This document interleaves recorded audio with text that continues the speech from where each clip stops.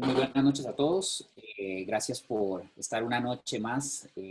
Entramos en nuestra tercera semana. Hoy es nuestro tercer martes de webinars. TIC, Tecnología, Innovación y Construcción, es un producto creado para llevar a todos un portal de comunicación, un portal de información de forma inspiradora, gratuita y que pueda generar para muchos la oportunidad de conocer temas que normalmente no estamos tan acostumbrados a manejar. TIC nace de BIM Plus, Academia Creativa, que es una fusión entre la Universidad Creativa y Blue Studio, donde hemos creado este portal para poder comunicar, como les decía, muchas de las cosas que están pasando, muchas de las cosas que están haciendo hoy en día por el sector de la construcción en relación a tecnología, innovación, BIM, Lean, Lead, etcétera, productividad. Iniciamos de forma presencial hace un tiempo atrás. Obviamente el coronavirus y el distanciamiento social no nos ha permitido seguir de forma presencial y quisimos, primero empezamos en San José, luego hicimos eventos en Bogotá. Mucho desde la naturaleza de nuestra academia. Nuestra academia tiene por principio la difusión y democratización de la tecnología y el BIM. Hemos venido trayendo una propuesta diferente al mercado en Costa Rica con la intención de poder llevar capacitación de forma estructurada, de forma correcta, o sea, poder realmente compartir con los profesionales que buscan hoy en día actualización profesional una alternativa que les permita entender no solo de software, sino de metodología, de principios y mucho más allá de BIM, aunque BIM es nuestro gran statement, nuestra gran palabra, pero estamos comprometidos con la construcción 4.0 y con el llevar a todos un mensaje interesante. Por eso es que nació nuestra serie webinar, donde nos hemos acompañado a través de estas noches de muchas personas. Hemos tenido una asistencia genial y de verdad les agradecemos a todos. Hemos tenido un media partner bastante interesante, que es la gente de BIMRAS, un podcast que habla de BIM, pero aparte de eso habla de muchísimos temas relacionados al sector de la construcción.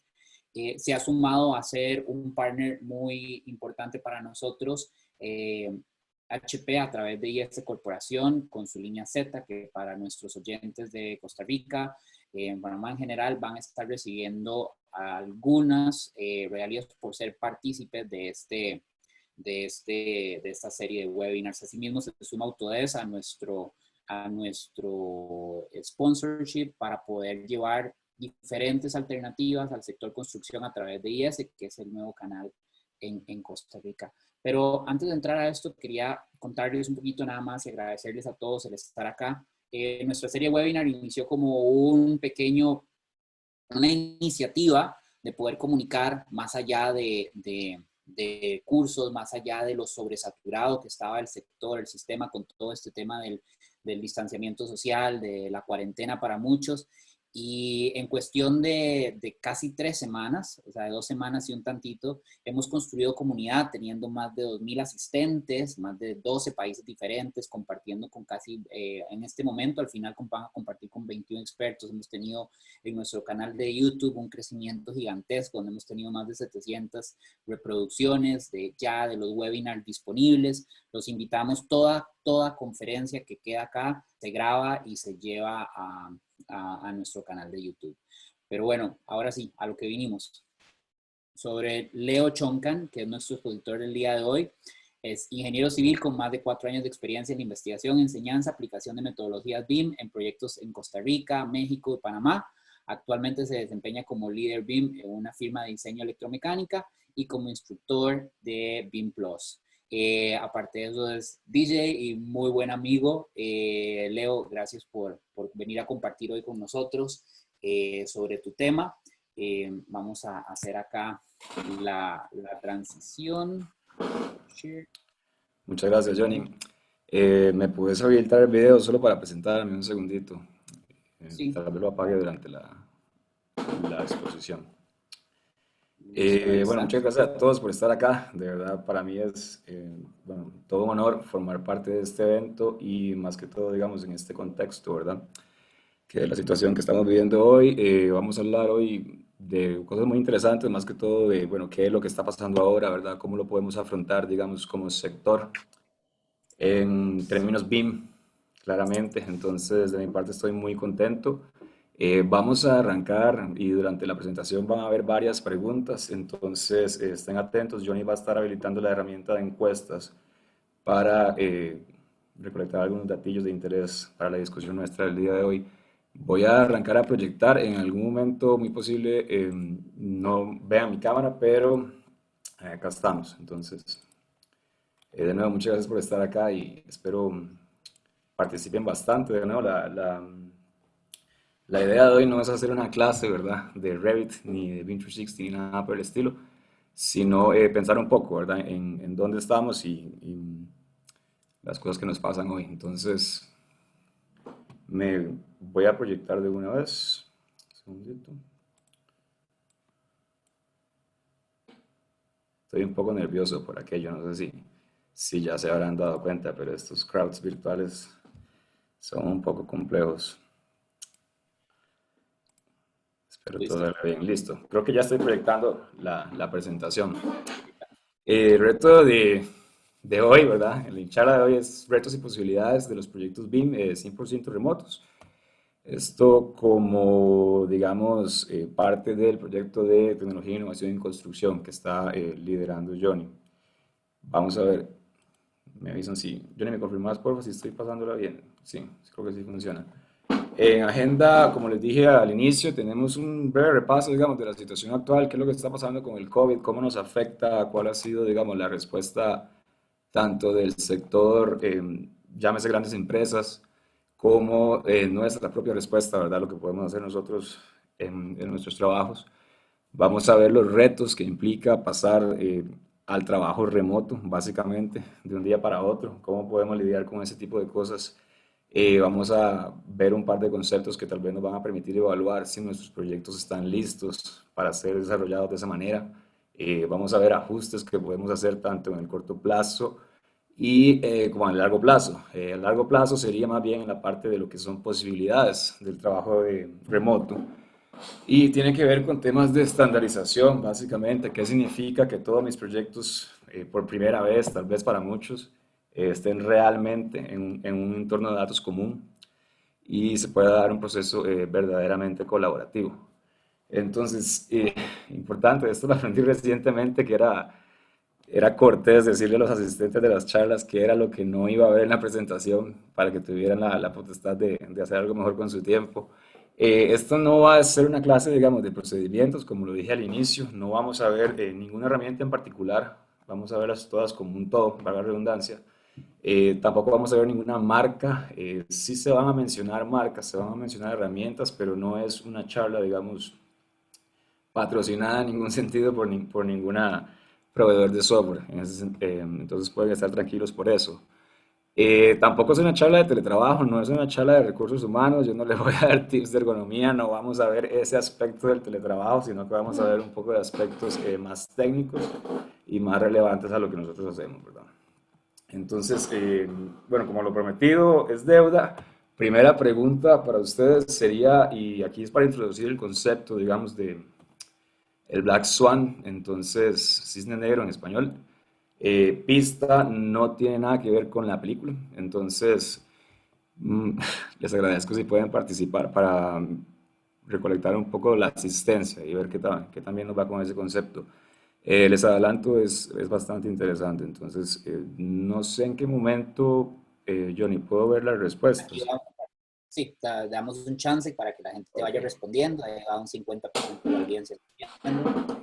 Recuerdo dejar sus preguntas durante la charla y ahí las podemos ir abordando, sea en el momento o al final. Vamos a ver, 70% de respuestas. Hoy, como dato curioso, hice la misma pregunta en Instagram, entonces ahora les digo los resultados de Instagram para comparar un poco. A ver, ahí vamos, Comparación promedio. 80%, acá sí. Pues recuerdo que todos estos videos están quedando para la gente que nos pregunta muchísimo dónde quedan estas charlas en el canal de YouTube de BIM Plus Academia Creativa. Lo pueden buscar así, suscribirse al canal y ahí van a encontrar las charlas. Igual seguirnos en redes sociales y demás para que puedan ver qué es lo que va a estar pasando. Ya tenemos ok, la compartimos entonces. Vamos a ver las respuestas. Share results. Vamos a ver, vamos a ver. Tal vez, parece que tal vez, y sí, está empatado, es súper interesante. Les comparto la respuesta de Instagram. En Instagram no había la opción de tal vez, entonces 80% dijo que sí, y es muy interesante. Eso es una foto de un cisne negro real, de hecho sí existen. El tema con los cisnes negros es un término relativamente moderno. A mí me gusta mucho, me llamó mucho la atención cuando leí por primera vez. Es de un economista, un profesor de finanzas, y se llama Nassim Nicolás. Los cisnes negros son eventos que han pasado, digamos, a nivel histórico, que según la teoría, digamos, de este señor, que es un analista financiero, básicamente él escribe modelos matemáticos que permiten predecir el comportamiento de la economía. Los cisnes negros se llaman así porque históricamente la gente ha pensado o pensó por muchísimos años que los cisnes negros no existían, hasta que pues vieron un cisne negro y de hecho ya han visto varios. El concepto tiene tres características, digamos, principales para que un evento se considere como un cisne negro en términos, digamos, económicos. Y la primera de ellas es la más interesante y yo la relaciono con el COVID. De hecho, si ustedes buscan como Black Swan Theory y buscan COVID, van a ver que, bueno, esto no es idea mía, ¿verdad? Hay un montón de gente teorizando ya y analizando la situación actual. Y básicamente la característica que cumple es que es imposible de predecir. La segunda característica que tienen los cisnes negros es que tienen efectos por lo general devastadores a nivel económico, tan relevantes, tan profundos como lo son, digamos, una crisis económica como la de 1929, la Segunda Guerra Mundial, que se extendió muchísimos años, más de lo previsto, la crisis del 2008, todos los cracks que han habido con la web, etcétera, etcétera. Todos esos son eventos que realmente ningún modelo matemático ni financiero va a poder predecir nunca. Y el tercer, digamos, componente y característica de un cisne negro es que una vez que pasa, pues a todo el mundo le resulta muy obvio, digamos. Una vez que el cisne negro aparece, pues todo el mundo dice, pues claro, era obvio que la pandemia, que la predijo Bill Gates, que la predijo Drake, todo el mundo dijo algo de pandemias en algún momento de su vida, pero ahora resulta que, bueno, todo era muy obvio.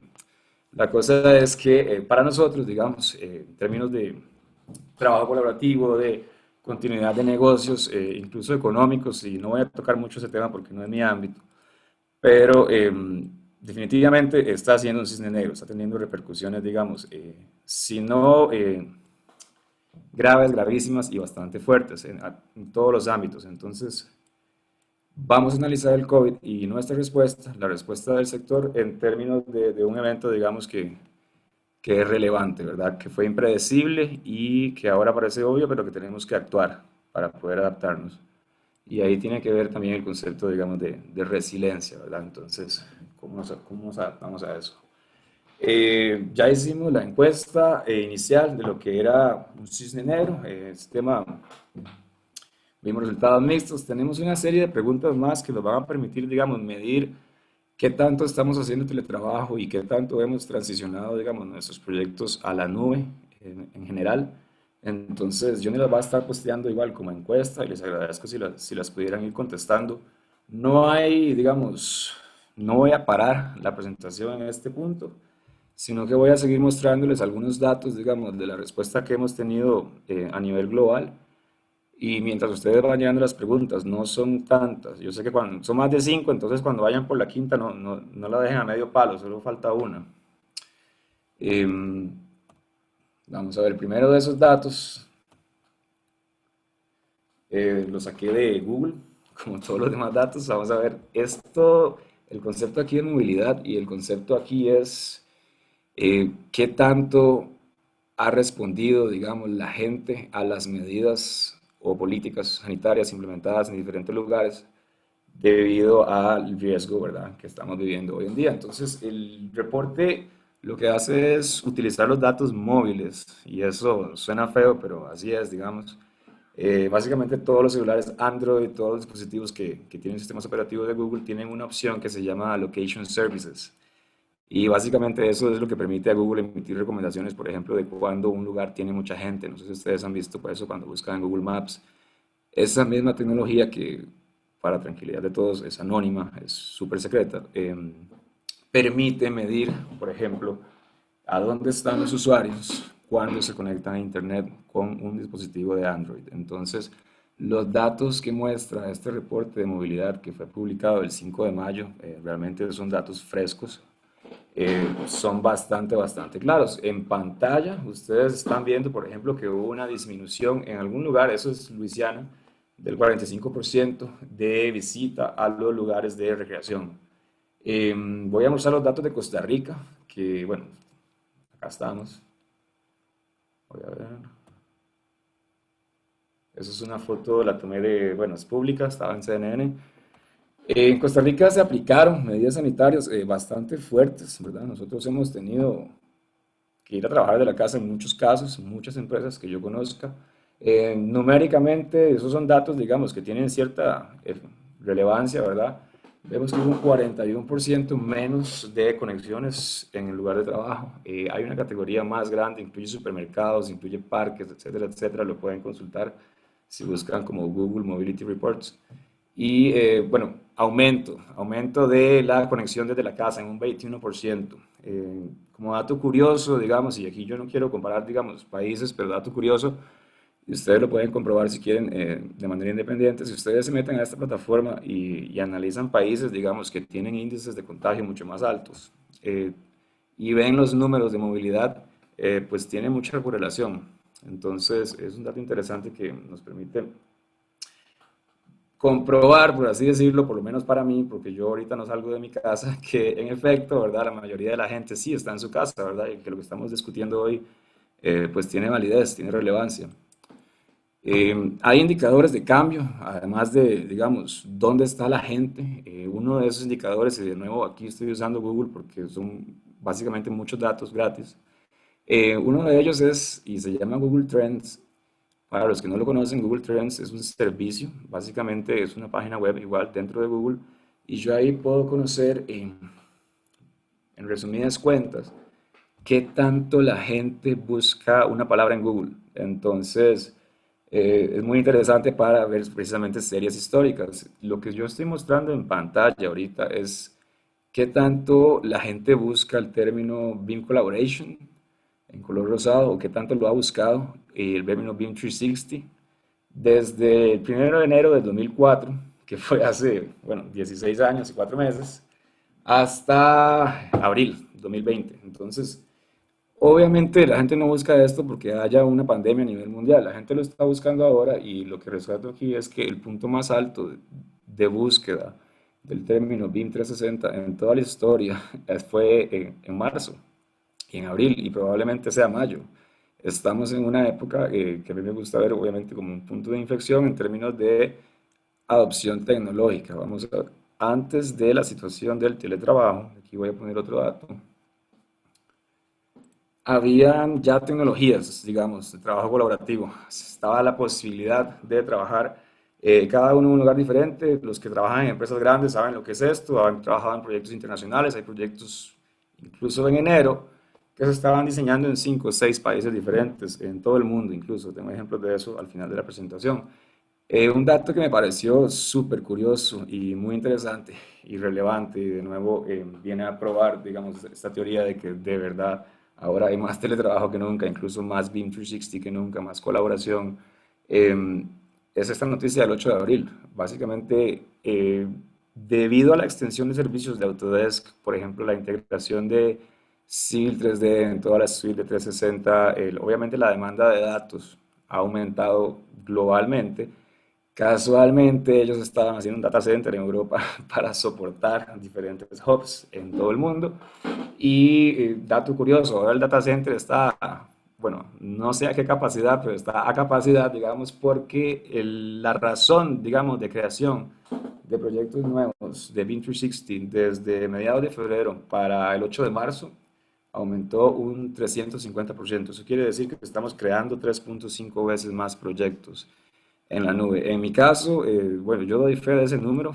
Parte de las preguntas que les estamos haciendo a ustedes es un poquito para conocer, digamos, ¿Qué experiencia han tenido ustedes? ¿Qué tanto grado, digamos, de transición están viviendo para tener una idea, digamos, de las afectaciones que puedan tener y orientar un poco, digamos, los comentarios de la parte de retos y de la parte de posibilidades hacia eso? Entonces, bueno, ahí está la noticia, ahí está el link. Esto es un mapa que también lo da Google Trends. Esto corresponde a dónde, en qué lugares del mundo la gente está buscando el término BIM 360. Entonces tiene mucho sentido, digamos, si lo combinas con la noticia. Y a este término, originalmente yo estaba hablando de transformación digital, digamos, quería tocar esa temática, pero el tema realmente es mucho más amplio que esto. Entonces vamos a decir un poco más simple, transición a la nube. Y la palabra abrupta sí me parece importante y en eso va, eso es prácticamente el objeto de esta charla.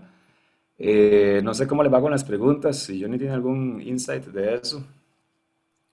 Vamos por la última pregunta para compartir resultados. Todo el mundo está participando, estamos teniendo un All 90% de right, participación. todavía, démosles chance, todavía tengo unos slides más sobre la respuesta. Lo que vamos a ver ahora es más o menos algunos ejemplos que me parecen interesantes de la respuesta que hemos tenido, digamos, a nivel mundial, que por cierto es un acto de humanismo que a mí me parece, bueno, realmente un honor presenciar, ¿verdad? Nunca había habido algo así.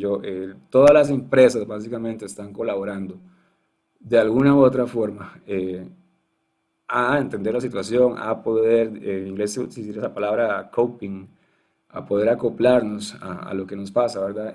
Rescato algunos aportes que a mí, bueno, como persona que le gusta el BIM, me parecen particularmente interesantes, ¿verdad? Autodesk, y aquí me disculpo un segundito, tienen unos proyectos de investigación bastante interesantes sobre diseño generativo. Hay una persona que, bueno, yo personalmente admiro mucho, se llama Kim, no sé cómo se pronuncia su apellido, pero es el que escribió ese quote que está ahí. Y Kim lo que está haciendo básicamente es investigando cómo puede usarse, digamos, el diseño generativo para optimizar los espacios y el espaciamiento entre escritorios en una oficina después de que la pandemia mundial es un escenario real, ¿verdad? Entonces vemos cómo las empresas, aquí voy a poner un ejemplo un poco más complicadillo todavía, aunque el diseño generativo no es fácil. Eh, este ejemplo es otro ejemplo de cómo las empresas están tratando de utilizar la tecnología que ellos tienen a su disposición, la tecnología en la que ellos son expertos básicamente, para ayudar a cualquiera y de gratis, básicamente. Todo esto esto que les muestro ahora, por ejemplo, es un análisis de CFD, eso es mecánica de fluidos computacional, y ellos están analizando el movimiento de partículas, básicamente, y cuáles son los posibles grados, digamos, de contaminación que va a tener una oficina si una persona que está infectada con COVID-19 estornuda. Incluso analizan la diferencia de ese estornudo si el estornudo se tapa la boca o no, por ejemplo. Ambos modelos simulados, igual, esto no es Autodesk, esta empresa se llama Dassault Systems y es una empresa más que todo orientada a lo que es manufactura y todo lo que es manejo de ciclo de vida de productos. Ellos están haciendo, por ejemplo, mascarillas, ellos también tienen software BIM, es bastante interesante, pero es un ejemplo, digamos, de un aporte, de una respuesta de un sector que pues no se está quedando atrás, ¿verdad? Hay otros respuestas que les quería mencionar que tal vez les interesen más y que sean más aplicables.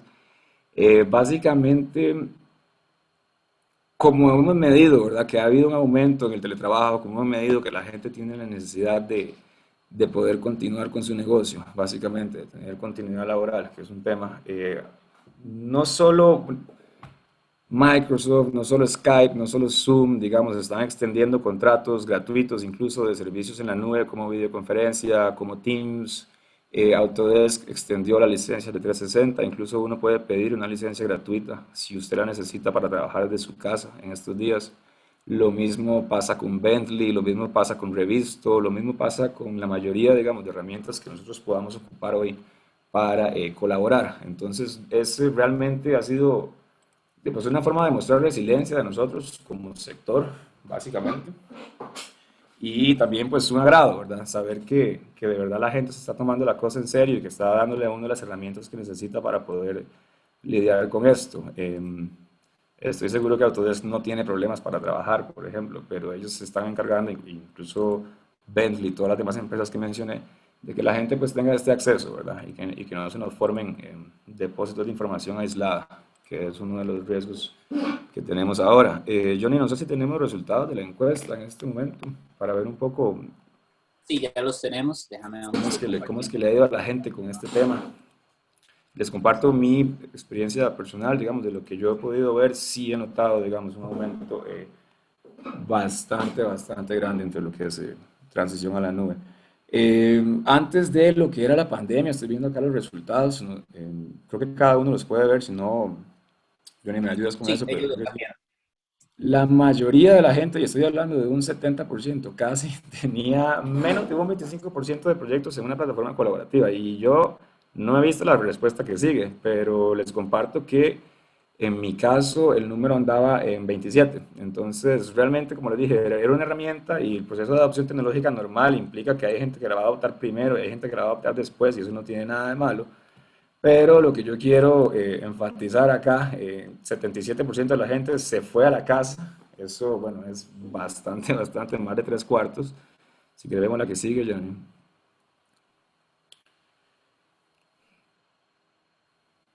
Ahí estamos. Ok. Lo que yo quiero enfatizar acá es la transición o en este caso la falta de, ¿verdad? Y tal vez en una charla, digamos, de esta duración no se puede emitir, digamos, una conclusión en este tipo de cosas ya mismo sin ver los números detenidamente. Sí noto que prácticamente el mismo 70% de la gente sigue teniendo menos del 25% por ciento de proyectos en la nube. Aquí me inclino a decir que hay un aumento, digamos, aunque no lo estoy viendo puntual porque no puedo ver los dos números al mismo tiempo, es más que todo basado en los datos globales, digamos. Entonces, vamos a partir de ese supuesto. Estamos intercambiando modelos, vamos a ver, la mayoría de la gente asumo que menos de una vez al mes. Hay gente que intercambia modelos con otras empresas todos los días. Tenemos un 10% de personas que obviamente están viéndose en problemas de transferencia de información, por ejemplo, si es de manera diaria, cada 2 semanas, semanalmente, parece ser otra forma de trabajo bastante aprovechada. Normalmente es un proyecto BIM sano, digamos, no debería ser más de un mes. Un proyecto BIM colaborativo puede ser diariamente. Vamos a ver cómo se pueden lograr esas cosas y qué estrategias hay. Em, la última, ya no hay más preguntas, ¿verdad? Yo ni siquiera hay una. ¿Con qué frecuencia intercambio modelos con compañeros de mi empresa? Entonces, de nuevo, esto tiene que ver con el tamaño de los modelos. Para empezar, si es un proyecto, obviamente que lo puede hacer una persona, pues yo no intercambio nada. La mayoría de la gente intercambia ya sea semanalmente o más seguido, digamos, menos de una vez al mes. Semanalmente suele ser estándar en un proyecto BIM activo, ¿verdad? Obviamente, si es con mis compañeros, incluso puede ser de manera diaria, y ahí tenemos un número grande que es 22% de las personas. Em, con estos datos vamos a ver un poquito cuáles son, digamos, los retos que tenemos ahora con estos intercambios de información con la naturaleza, básicamente, de estas bases de datos.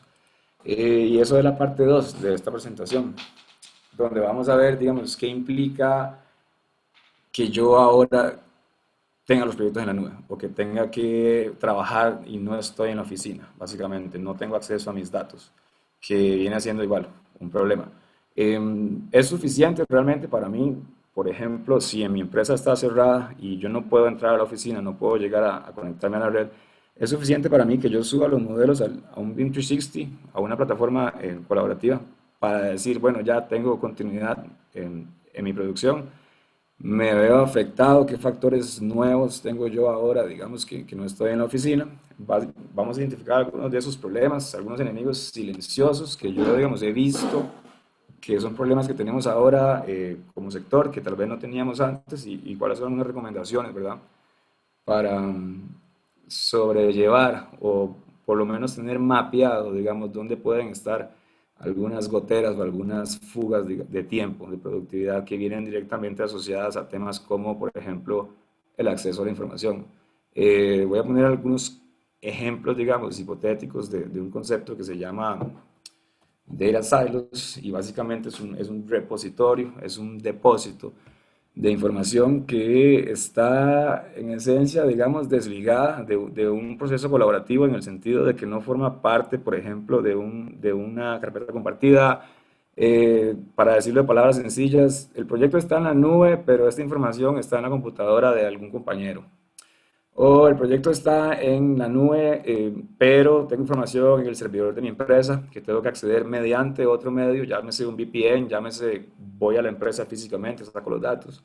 Entonces, he visto en proyectos recientemente que a muchos, digamos, nos ha agarrado, y no es en todos los proyectos, obviamente, eh, ciertas condiciones que hacen un poco más difícil lo que antes uno daba por sentado. Y aquí voy a poner dos ejemplos de lo que es un data silo. Y el primero es en la escala un poco más grande, en la escala que ustedes ven ahí. Si ustedes ven la figura que está ahí, yo no sé si ese es el símbolo, digamos, de una base de datos, es como un contenedor. Cada uno de esos contenedores, en este caso, está asociado a lo que es como una fase o un equipo de proyecto. Y lo que se muestra ahí, bueno, son tres puntos, básicamente, en un proyecto incluso, digamos, colaborativo, un proyecto que está en 360. Y les voy a poner un ejemplo hipotético para que analicen esa situación y vean a ver si les está pasando. Yo tengo, por ejemplo, y esto voy a pasar aquí porque tengo las notas. Tengo un proceso, digamos, en el que antes de COVID teníamos todos los proyectos, digamos, en un servidor independiente en cada empresa. Intercambiamos modelos semanalmente mediante un Dropbox, etcétera, mediante un correo. Realmente era procedimiento estándar, básicamente. Ahora resulta que cada empresa, de un día para otro, a uno les dijeron el 16, a uno les dijeron el 15 de marzo, a uno les dijeron el 11. En marzo, en algún momento, todas las empresas tomaron una decisión. ¿A dónde voy a poner yo mis archivos? ¿A dónde voy a poner mis modelos? ¿Lo voy a dejar en el servidor? ¿Voy a usar VPN? ¿Voy a usar 360? ¿Voy a usar Dropbox? Etcétera, etcétera.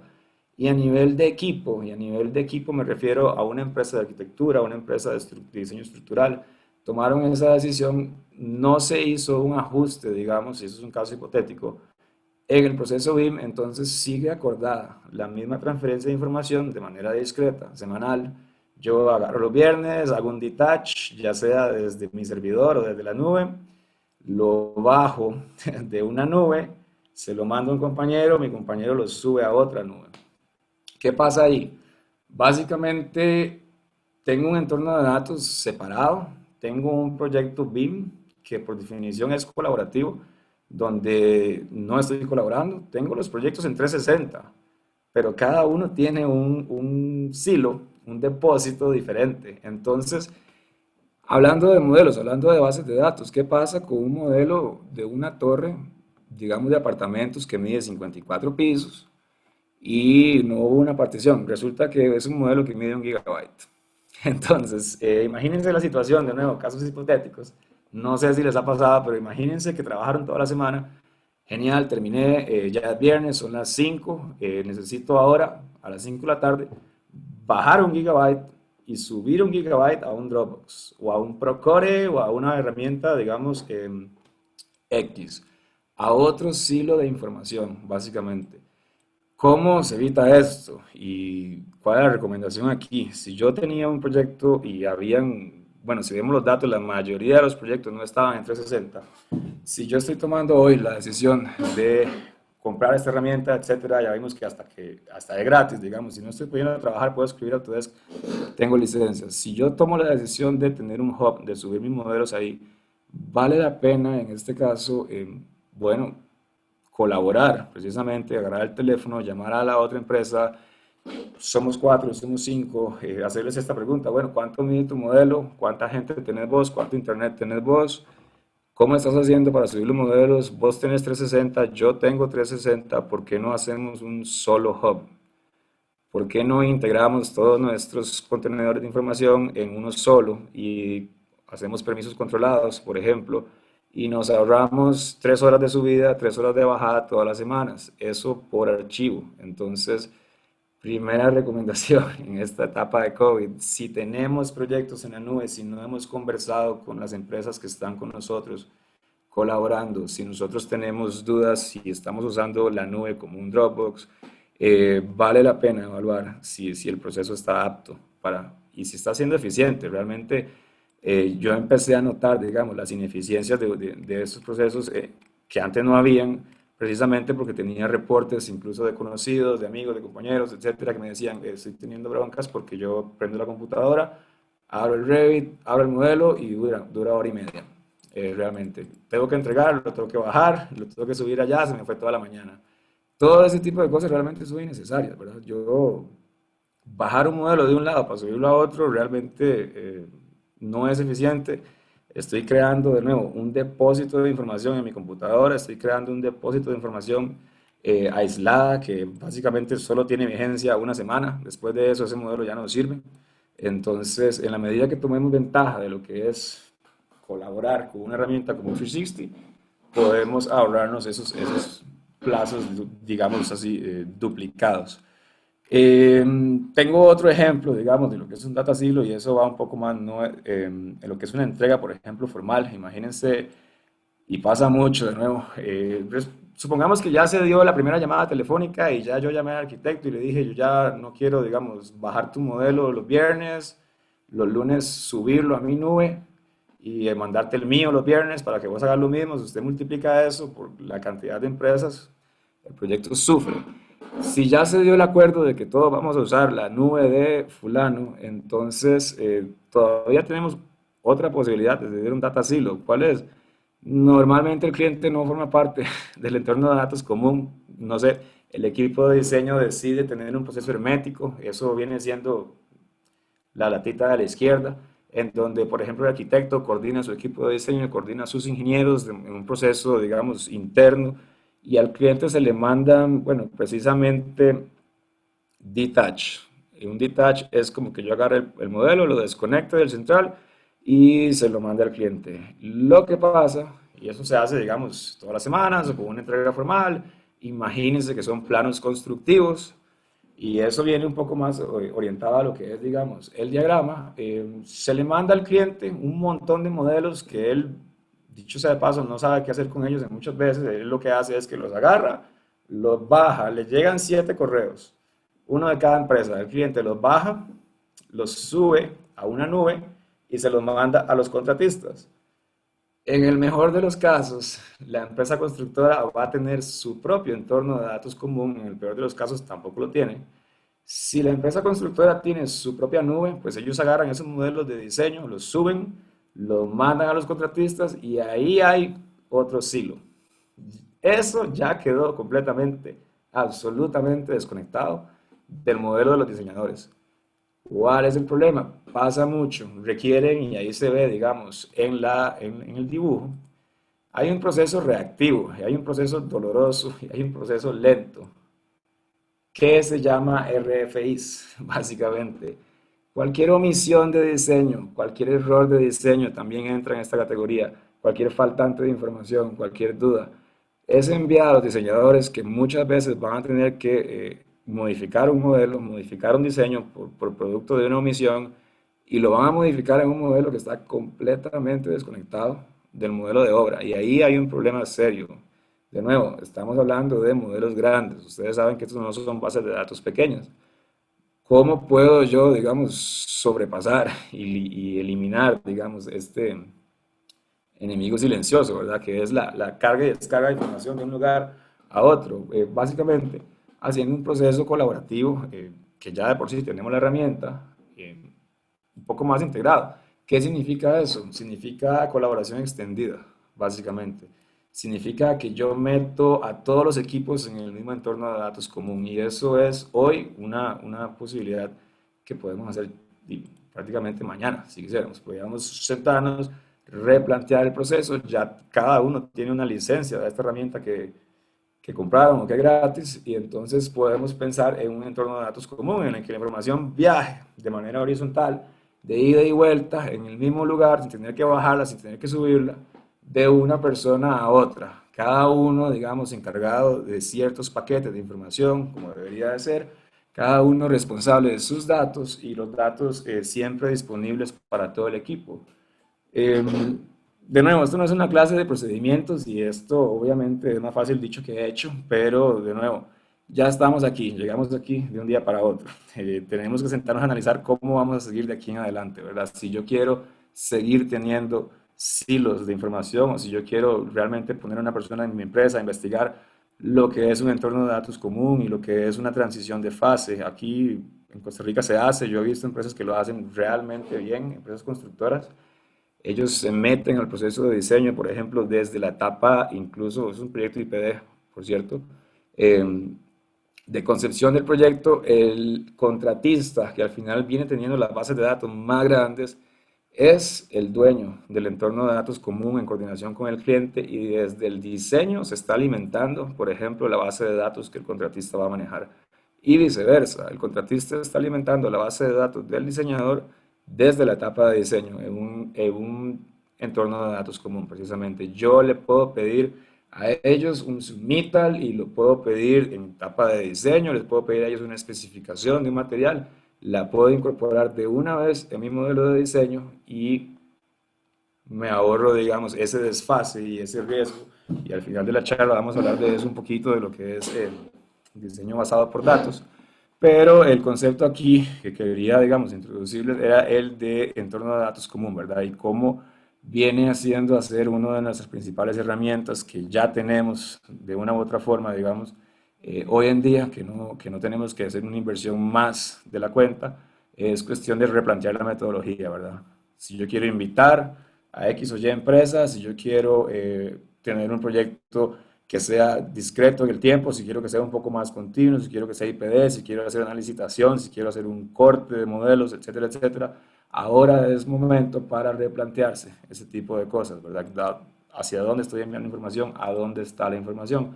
El otro tema que no tiene que ver, digamos, con la ubicación física o virtual de los datos, sino más con su naturaleza, viene siendo la cantidad de información que estamos enviando. Y yo ya lo toqué el tema brevemente, lo toqué cuando hablé de la torre de 54 pisos, que es una realidad. ¿Cómo puedo yo, suponiendo que ya tengo todo y que voy haciendo todo, ¿verdad? En un entorno de datos común, que de verdad ahí está el contratista y me está haciendo comentarios a mí sobre mis rutas, etcétera, etcétera, sobre mis materiales. ¿Qué pasa entonces con los datos? ¿Yo puedo optimizar el proceso más? Sí, sí puedo. ¿Cuál es un problema que tenemos ahora? Proyectos muy grandes, en todo lado, básicamente. Los proyectos grandes son los que más retorno de inversión tienen con respecto al uso del BIM. Entonces, proyectos grandes, muy probablemente ustedes van a ver BIM, ojalá.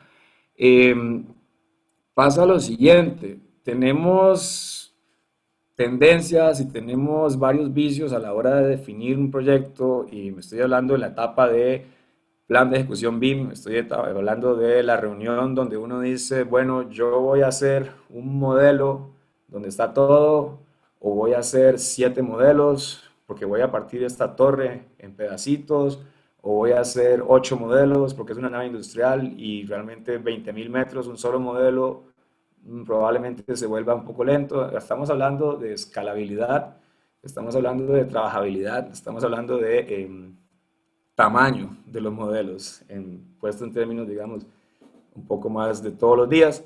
¿Y qué puedo hacer yo con esto? Y les voy a poner de nuevo, yo tengo cualquier cantidad de historias tristes con esto. Tengo reportes de conocidos que, de nuevo, tienen modelos de torres de apartamentos, 42, 24, 52 pisos, en donde se tomó, digamos, un enfoque, estoy buscando la palabra, se me fue la palabra en este momento, como decirlo, demasiado integral, demasiado, y perdón aquí la palabra, pero perezoso, digamos, en el análisis de las implicaciones que tiene una estructura de modelo. Este tema se vuelve muchísimo más grave hoy, digamos que los modelos no están en mi servidor, que yo los tengo que bajar todos los días, que los tiene que bajar una persona en la casa que no tiene 500 megabytes de internet, que no tiene fibra óptica, sino que tiene 5 megabytes o 10 y encima hay mala conexión. ¿Cómo puedo yo aliviar la carga de mis compañeros desde, digamos, desde mi posición, desde mi quehacer? Proyecto nuevo. El proyecto va a ser en la nube. El proyecto, yo no sé cuándo voy a ir a la oficina la próxima vez. Mejor me voy a preocupar de que ese proyecto sea trabajable. Entonces voy a proponer una estructura de modelos y aquí hay un montón de teorías, ya les voy a decir algunas cuantas, en la que la gente pueda enfocarse en paquetes de trabajo manejables. Tengo un comentario de un compañero aquí en el chat que tiene un proyecto con más de 80 modelos. Eso, pues viene siendo bien, digamos, Jason. Imagínese si el BIM manager de ese proyecto y hubiera decidido, no, la verdad es que a mí me sirve más en construcción tener, bueno, pues un presupuesto que se haga instantáneamente, entonces yo quiero que todo esté en un solo modelo. Yo no quiero pegar 80 tablas que yo saqué de 80 modelos, yo quiero tener una tabla. Eso, bueno, tiene repercusiones serias en productividad, tiene repercusiones serias en trabajabilidad, en uso de data centers. Yo no sé si hicieron un data center nuevo solo para 360, yo no sé si ustedes tienen idea de cuántos datos caben ahí, pero lo que quiero permear aquí es que el almacenamiento en la nube no es gratuito, tiene un costo y hoy en día el costo realmente es alto, ¿verdad? Hay una demanda mundial enorme, estamos teniendo problemas de conectividad, me imagino que algunos los han vivido, eso es un dato que leí hace poco, no lo puse en la presentación, pero están teniendo incluso las operadoras de Internet que dar prioridad a ciertos servicios. Entonces, subir un modelo de 1 GB a la nube por diversión o por pereza de partirlo o de pegarlo, y viene siendo altamente ineficiente, tal vez antes no lo era tanto, pero hoy sí lo es. Y si tenemos proyectos así, pues vale la pena evaluar si estoy en una etapa oportuna para cambiar esa estructura de modelo.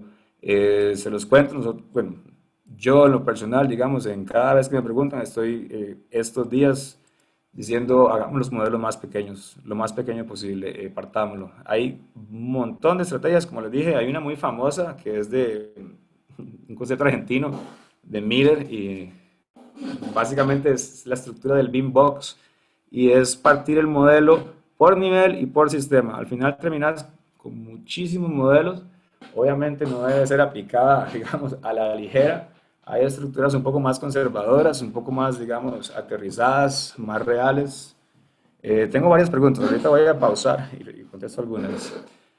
Más reales como estas, esto es un proyecto, digamos, y aquí hay dos propuestas diferentes y se las voy a tirar para que las analicen. Si el proyecto es alto, si el proyecto es una de estas famosas torres nuevas que estamos haciendo ahora, lo más lógico, digamos, será entonces partirlo por niveles típicos. Ojalá que los hayan, si no, no se puede hacer nada. En la mayoría de los casos sí los hay y en la mayoría de los casos vale mucho la pena partirlo. ¿Por qué? Porque un compañero puede, y aquí está la foto de eso, un compañero con 5 megabytes por segundo de conexión a internet puede cualquier día de la semana abrir esa placa que se muestra ahí en la foto, de ese nivel, y trabajar con toda confianza, trabajar, sincronizar, probablemente hayan dos, tres personas más en ese modelo, que ese es otro tema que tenemos hoy en día con los modelos grandes, y no va a tener problemas ese compañero. Sí van a tener problemas los compañeros que, y aquí viene de nuevo el término escalabilidad,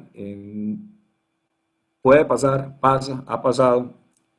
Hay un proyecto muy grande, hay un proyecto donde no hay web, imagínense, el proyecto no es en la nube, nada, se mandan modelos cada 2 semanas. El proyecto empieza y el concepto de escalabilidad lo estoy viendo de esta forma. Cuando yo hago un modelo, o sea, así sea una nave industrial, así sea un hotel de 100 pisos, el primer día, por lo general el modelo funciona muy rápido. Yo lo abro, genial, todo bien, pongo mi primera familia. Cuando ese modelo tiene 300.000 elementos y 15 personas escribiendo la misma base de datos, pues ahí las paga todas. Uno, ahí pagas la pereza de no planificar, ahí pagas la pereza de no partir el proyecto y ahí, bueno, habrá que tomar una decisión, ¿verdad? ¿Qué hago si tengo 15 personas y ninguno puede sincronizar? Porque el proyecto está demasiado saturado de gente. De nuevo, esto es un ejemplo hipotético de un proyecto donde solo hay un modelo y hay 15 personas, un proyecto grande. Voy a ver algunas de las preguntas que hay ahorita. Siento que me emocioné y he hablado bastante. Entonces, vamos a leer un poco qué es lo que están comentando ustedes. Tengo gente que usa Dropbox, lo cual, digamos, no es que esté mal, está bien dependiendo del proyecto. Hay guías, incluso la gente de Modelical puso una guía muy buena en su página web, que por cierto es una página muy interesante, sobre cómo trabajar modelos centrales que están localizados en un Dropbox. Y qué dicha que aquí le puse que la contesté en vivo, qué dicha que lo mencionan porque Beam 360 y el trabajo colaborativo de esa forma en tiempo real no es la única opción, ¿verdad? Existe tal cosa como Revit Server y lo pueden investigar. Es básicamente como un 360, pero un poco bastante más viejo, digamos. No tiene todas las herramientas de gestión web que tiene BIM 360. Dropbox, cualquier cosa, incluso un servidor local, ahí yo pongo el central y al final, siempre y cuando no esté tratando de escribirlo todos al mismo tiempo, debería funcionar. Es muy limitado y no es una recomendación mía, pero hay gente que lo ha hecho y hay gente que lo ha documentado. Entonces, claramente tiene validez y es una forma de trabajar en la nube, en el sentido amplio de la palabra. Vamos a ver. Tengo una pregunta, vamos a ver, antes y después de uso de modelos curativos al COVID, Johnny Alvarado, sí, definitivamente hay un antes y un después, Johnny. Básicamente eso es parte de la primera parte, digamos, de esta charla. Tengo, me parece, dos preguntas más en el chat. Ok, avanzamos. Gracias, Johnny. Si no, no vamos a terminar. Un par de preguntillas ahí. Vamos a ver. Eso, el tema de estructura de modelos. Hay un enemigo silencioso que no está acá en la presentación, pero que lo voy a mencionar, digamos, ahora, y es básicamente el tipo de archivo.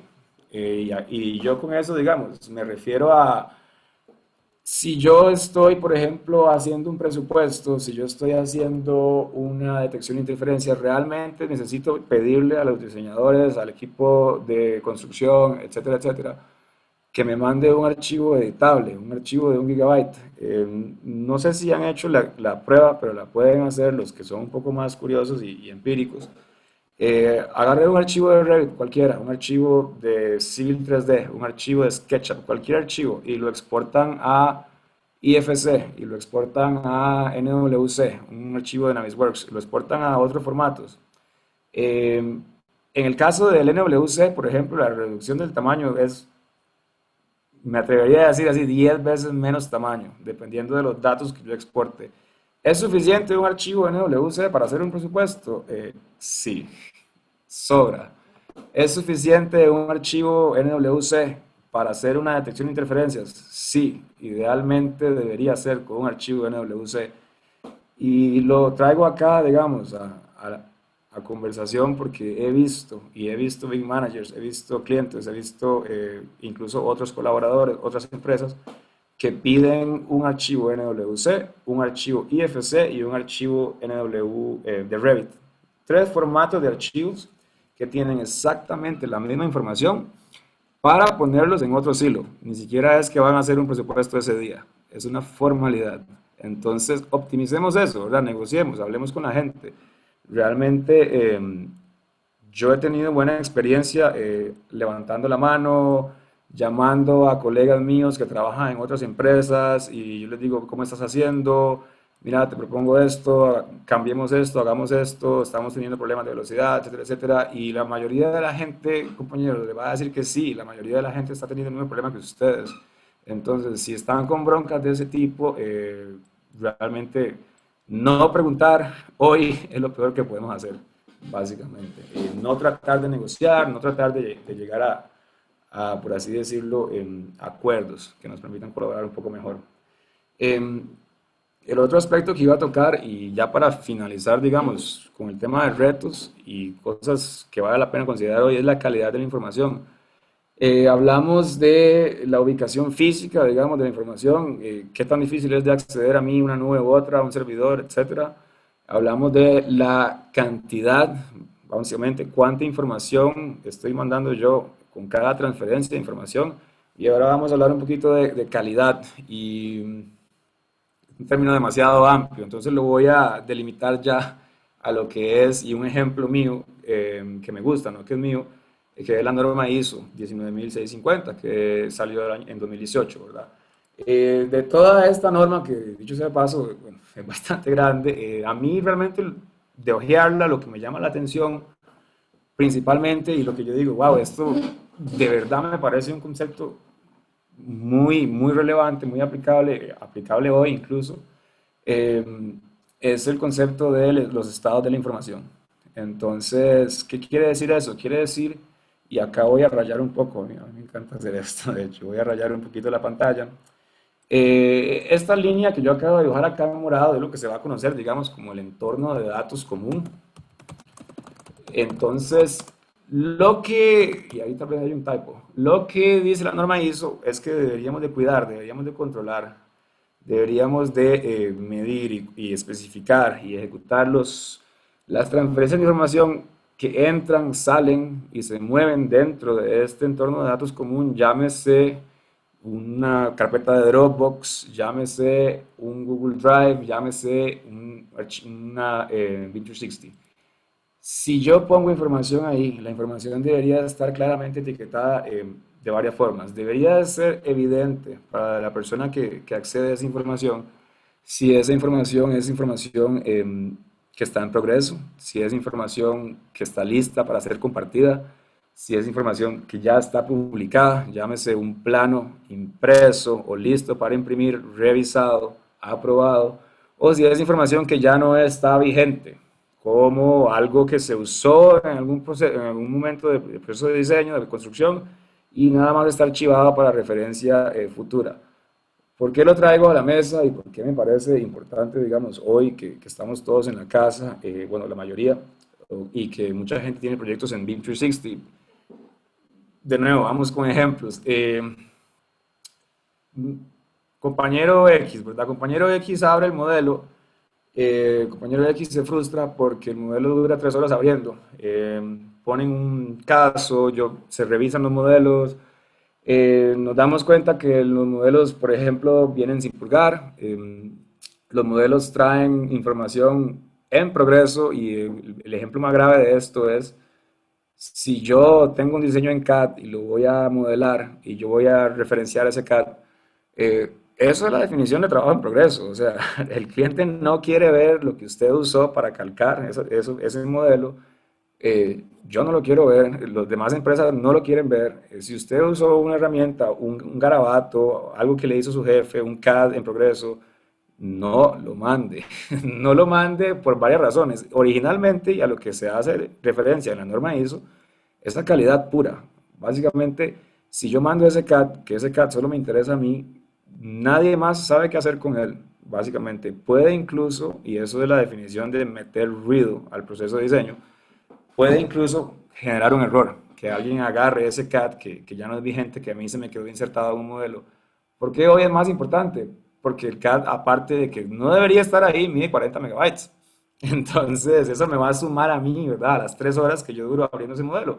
Lo abro y resulta que trae un montón de información que yo no debería recibir. Entonces, a eso me refiero con la calidad de la información, básicamente. De nuevo, es un enemigo silencioso, es muy fácil insertar un CAD, es muy fácil que se te olvide purgar un modelo, es muy fácil mandar información en progreso que no está lista al equipo y no solo se dura más, sino que mete ruido al proceso. Entonces esa recomendación va un poco más allá de COVID. Obviamente yo lo estoy enfocando en lo que es el tamaño de los modelos y la calidad. Ahora no es el momento de estar enviando todo mi garabato, ¿verdad? Yo quiero enviar información, la menor cantidad de información posible. Recordemos que estamos usando infraestructura que está sobresaturada en este momento. Vamos a ver. Eh, Esta es la parte 3 y aquí voy a ir haciendo un cierre. Realmente las posibilidades, bueno, de cada reto hay una posibilidad, ¿verdad? Hay unas frases ahí, y no sé quién fue que lo dijo, pero un poco coloquial, la necesidad de la madre de todos los inventos, ¿verdad? Entonces, de estos retos, de esas problemáticas que nosotros encontramos recientemente, básicamente con el uso o la adopción generalizada, digamos, de proyectos en la nube, por lo menos en ciertos proyectos, de ahí salen las posibilidades, ¿verdad? Si yo logro resolver el tema de los silos de información, pues entonces gano lo que es un entorno de datos común, gano un proceso colaborativo. Si yo resuelvo el problema de que estoy enviando mucha información que no es relevante, pues entonces gano en claridad. Eso es una posibilidad inmediata que yo puedo hacer ya, digamos, puedo ir a corregir mañana mis proyectos. Hay otras posibilidades que son un poco menos, digamos, inmediatas y esas son las que más que todo están en esta sección, eh, pero que son posibles y tal vez no eran posibles antes. Y aquí, digamos, demuestro este gráfico. A mí el concepto de aceptación tecnológica, de implementación, obviamente me ha llamado la atención. Eso es un modelo famosísimo. Ahí me disculpan, no les puse el autor, pero les voy a poner el término de búsqueda. Si ustedes buscan aceptación tecnológica a modelo, es lo primero que sale en Wikipedia. Está súper estudiado, modificado, etcétera. Esta es la versión más resumida y es la original. Y básicamente lo que describe el modelo son los factores que van a afectar un proceso de adopción tecnológica, en el sentido de qué variables tengo yo, cuáles son, digamos, los componentes del comportamiento, de percepción, incluso psicológicos, que van a hacer que una tecnología sea implementada y utilizada, un sistema tecnológico. Esto enmarca un poquito, digamos, y para ponerlo en relación a este webinar, hoy estamos viendo y partimos de una variable externa que fue obviamente un cambio en las situaciones con las cuales trabajamos, un montón de variables más, ¿verdad? Económicas, movilidad, etcétera. Y esas variables básicamente ahora vienen a afectar la percepción que yo tengo, la actitud básicamente hacia servicios que antes tal vez me parecían nice to have, ¿verdad? Como 360, bueno, está tuanis, es bien caro, ¿puedo hacerlo sin 360? Sí, entonces no lo voy a hacer. ¿Puedo hacer el modelo sin colaborar, digamos, de manera en línea? Sí, sí lo puedo hacer. Pues entonces no voy a comprar esa tecnología. Hoy las cosas cambian, las variables cambian, la usabilidad o la utilidad percibida cambia, ¿verdad? Entonces tratemos de integrar todo lo que hemos conversado hoy en, bueno, yo de hecho cambio mi actitud hacia lo que es trabajar en la nube, cambio mi actitud, mi intención de uso de lo que es un proyecto colaborativo. Como producto de la situación, ¿estoy reaccionando a las variables externas o estoy nada más, como quien dice, detrás del palo? Básicamente, no sé qué es lo que está pasando, no me di cuenta que todo el mundo cambió de tecnología, voy detrás, no le veo la utilidad, no le veo la urgencia. Entonces, dicho esto, vamos a ver ahora, digamos, ¿qué me permite a mí tener todos los proyectos en un solo lugar? ¿Qué posibilidad me da mi trabajo colaborativo? En esencia, estandarización. Si yo antes tenía un 25% de proyectos en la nube y ahora tengo 90, pues yo puedo empezar a pensar, digamos, en estandarizar. Entonces, ¿qué significa eso? Puedo estandarizar flujos de trabajo con herramientas que yo ya compré, que estoy usando de manera limitada. Por ejemplo, mucha gente he visto que utiliza BIM 360 como un Dropbox, básicamente. Es un Dropbox que vale $1000 por usuario por año. El Dropbox más caro que hay. ¿Por qué? Porque lo usan para subir archivos y ya. Resulta que si yo tengo todos mis proyectos en una plataforma como esa, puedo estandarizar flujos de trabajo de aprobación. Puedo estandarizar la transición de la información del diseño a la licitación con todo y RFIs y de ahí para el sitio. Puedo de entrada hacer comparativas, por ejemplo, de modelos, algo que antes realmente había que hacer una exportación a Navisworks, había que comparar dos bases de datos. Todo eso yo lo tengo ya y lo tengo, ya lo pagamos, básicamente. Estamos sacándole el jugo a una herramienta que nos tocó usar por fuerza, pero que una vez que estamos aquí y todo la tenemos, pues nos damos cuenta que está llena, llena, llena de posibilidades que ya compramos. De ahí a que las usemos, y voy de nuevo al gráfico que está atrás, es actitud hacia el uso de la herramienta, percepción de la facilidad de uso, que eso se puede atacar mediante training, percepción de la utilidad, que se puede atacar mediante charlas como esta, básicamente, y de ahí yo voy a modificar mi intención de uso y voy a decir, sí, voy a invertir 30, 40, 60 horas en aprender a usar esta herramienta para que todos mis compañeros puedan salir un poco más temprano, los viernes, básicamente. Eh, para cerrar, y ya nada más, digamos, proyectos ejemplares, estos son proyectos de BIM colaborativo. Eh, que a mí me parecen realmente inspiradores. Ambos se dieron como respuesta a una situación adversa y se los pongo aquí hoy para que piensen, digamos, si la situación que tenemos ahora nos va a motivar a hacer algo de este tipo, porque realmente estas cosas son de aplaudir. Entonces, aquí lo vamos a celebrar hoy. Uno de ellos es un proyecto que nació de una catástrofe, no del tamaño de la que tenemos ahora, pero culturalmente, digamos, a nivel de patrimonio histórico, cuando se quemó la Catedral de Notre Dame en abril del año pasado, bueno, ustedes vieron cómo fue la noticia, la pérdida que eso es para la humanidad. Resulta que este señor que se llama Andrew Milburn hizo un proyecto de BIM 360 y ahora llevan un año y ustedes lo pueden ver si buscan como Notre Dame y buscan Andrew Milburn, llevan un año modelando la Catedral de Notre Dame en Revit y se ve genial. Y en ese sentido están usando escaneo láser, están usando obviamente BIM 360, están usando varias tecnologías ahí, pero lo que yo rescato acá es que, bueno, esta gente, todos son voluntarios, o sea, nadie le están pagando y lo más interesante es que es gente de todo el mundo que está modelando este proyecto. Es como, tal vez el ejemplo que uno le debería dar a un niño es como si fuera un Minecraft, pero básicamente eso es. Hay otro proyecto y esto es todavía más, digamos, reciente y muy actual.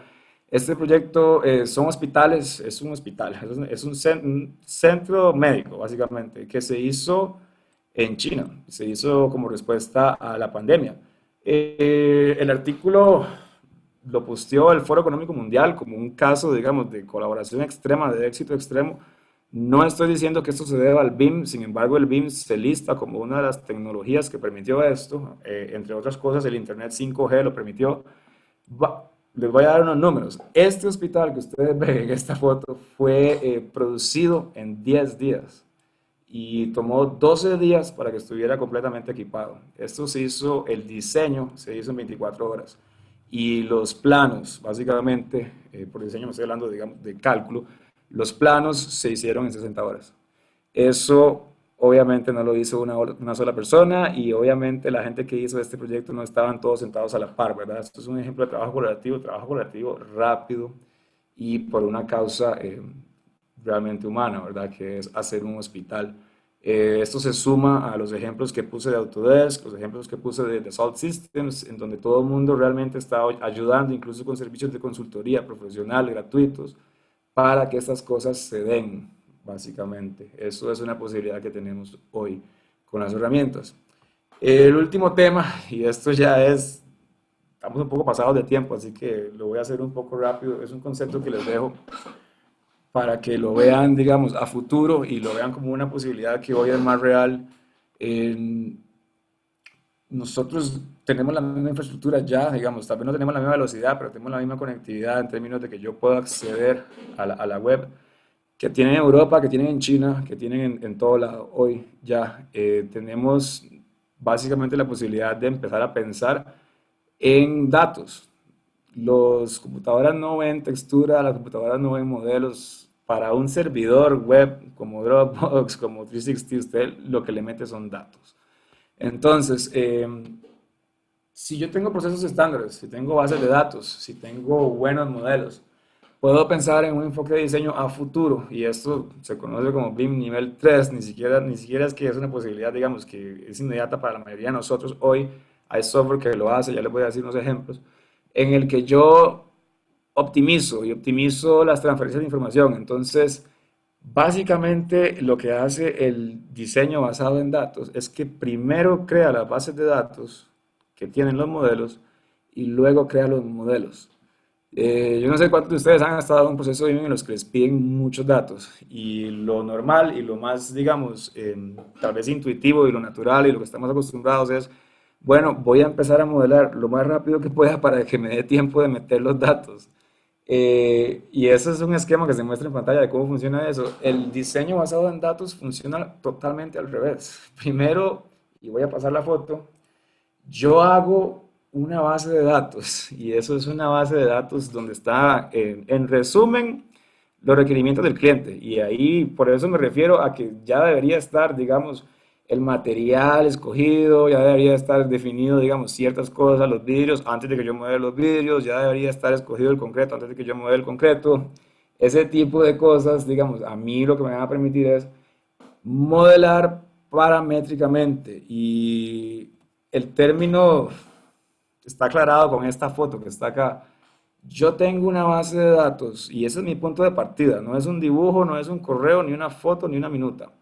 Es una base de datos donde está el programa arquitectónico, donde están los materiales que yo ocupo, donde están los usos de los recintos. Todo eso normalmente, si se pide en el modelo, hay que metérselo al modelo una vez que está hecho el modelo. Involucra rediseño y el rediseño pasa porque básicamente yo paso de la etapa de requerimientos, llego, diseño, luego le meto los datos y eso es lo que se muestra en la foto, luego lo valido y me doy cuenta que hay errores. Entonces tengo que ir a rediseñar y luego construyo. Con el enfoque basado en datos, minimizamos la aparición del modelo, que es lo más lento, digamos, hasta lo último posible. Nos enfocamos en purgar, en recolectar, en validar los datos y una vez que yo tengo los datos, hago un mapeo de los requisitos a los parámetros del modelo. Si ustedes ven, esto es realmente difícil, ¿verdad? Hay muchas formas de hacerlo. La buena noticia es hay un software para esto. Hay software y, bueno, Dynamo es un software que mete datos en modelos. Hay un software especial que se llama Databox, creo que se llama, si no se los pongo en las consultas ahorita, que precisamente se encarga de abstraer los modelos. Y eso es el último concepto que les doy, básicamente. Yo tengo un modelo de Revit, yo le saco los datos, lo guardo en una base de datos. Si yo modifico esa base de datos, se modifica el modelo de Revit. Hay software que hace eso ya hoy. El cambio de paradigma con el diseño basado de datos es que yo no parto del modelo, sino que yo tengo los datos y de ahí empiezo a generar familias que tengan las dimensiones que son, que tengan los materiales que son y me ahorro el rediseño, en resumen. Eh, Esos son todos los temas que tengo por hoy, compañeros. No sé si tienen preguntas, ahora sí podemos verlas en orden.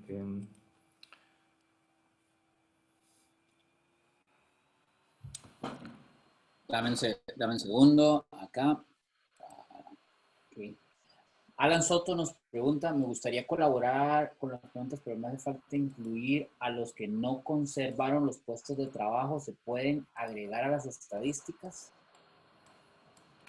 Eh, Alan, en este caso, la encuesta, digamos, no es modificable y no estaba contemplado. Lo que quería probar no era analizar, digamos, estos casos. Entonces, sí, la respuesta se puede contestar, puedes agregarlo a la estadística realmente, pero estábamos tratando de analizar nada más el cambio, digamos, en la adopción de la herramienta. Este factor, digamos, no forma parte de la ecuación, lo que es, digamos, la discontinuidad del contrato. Ítalo León nos dice, ¿qué recomiendan para el control de información compartida si no se quiere compartir toda la información? Y otra cosa también es cómo velar por la integridad de la información compartida, fidelidad de información, ¿verdad? Difícil. Qué bien. Qué dicha que me preguntan esto. Ese tema a mí me encanta. Vamos a ver, lo estoy contestando. Hay una charla y tal vez la mejor manera de contestar esto es referirlos a esa charla. Paul Hitchcock, ¿qué es que se llama? Johnny, el muchacho de ISO de Inglaterra.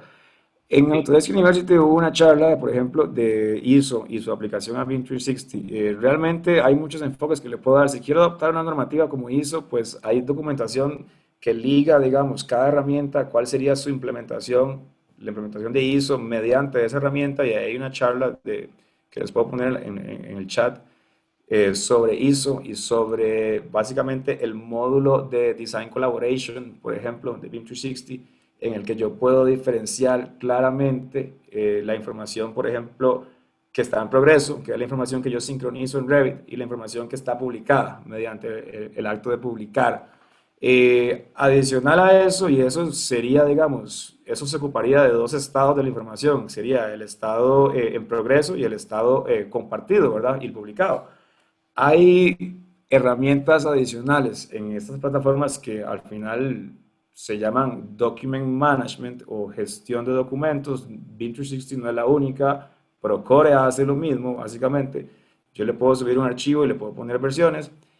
Cualquier entorno de datos común, moderno, que esté pensado para trabajar en proyectos, que no sea simplemente una carpeta como lo es Dropbox, debería tener y debería ser un factor para su escogencia una estructura de manejo de acceso diferenciado. Y por esto me refiero a permisos.